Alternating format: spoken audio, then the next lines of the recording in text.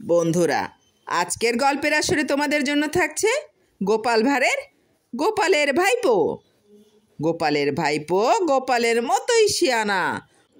মহারাজ কৃষ্ণচন্দ্রের আর্থিক আনুকূল্যে গোপাল পাকা বাড়ি তুলেছিল, কিন্তু তার ভাইপোর পক্ষে তখনও পাকা বাড়ি তোলা সম্ভব হয়নি।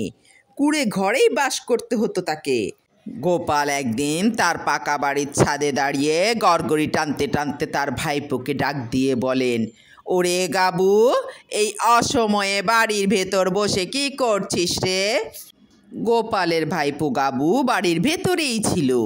গোপালের ডাক শুনতে পেয়েও সে সেদিন বাড়ির বাইরে বেরোয়নি বা গোপালের ডাকে সাড়াও দেয়নি, কারণ সে বুঝতে পেরেছিল যে তার কাকা তাকে সহসা ডাকে না।